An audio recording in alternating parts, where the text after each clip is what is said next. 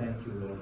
This morning, we come to your throne room of grace with boldness and courage, believing that you are always mindful of us and you will visit us because you wanted to. You have made us as kings and priests on the earth.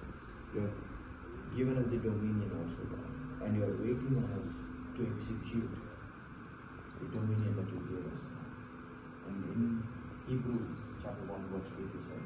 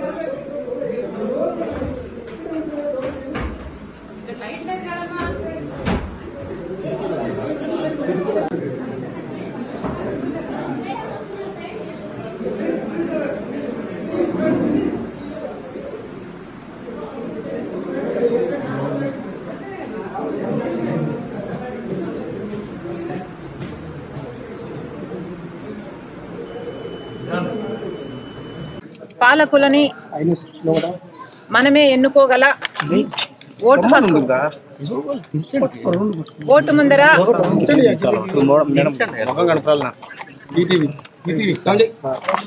Vote ముందర ధనవంతుడైనా ఒకటే పేదవాడైనా ఒకటే vote సమానమైన హక్కు. అందుకోసం భారత రాజ్యాంగాన్ని మనమందరూ సలాం చేయాలి. ఓటు అన్నది పని అనుకోకుండా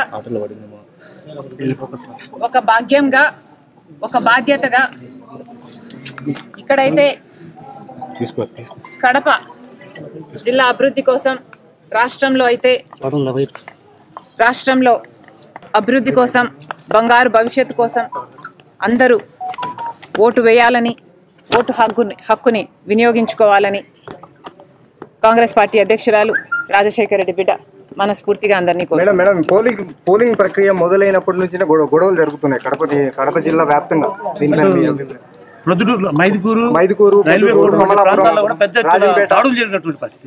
ఈసీ వెంటనే చర్యలు తీసుకోవాలి. ప్రజాస్వామ్యాన్ని కాపాడాల్సిన బాధ్యత ఈసీకుంది, పోలీసులకుంది. దయచేసి ఏ ఒక్క పార్టీ సైడు తీసుకోకుండా నిస్వార్థంగా ఇంపార్షియల్గా అధికారులందరూ పనిచేయాలని, ప్రజాస్వామ్యాన్ని గెలిపించాలని, భారత రాజ్యాంగాన్ని గెలిపించాలని కాంగ్రెస్ పార్టీ కోరుతుంది.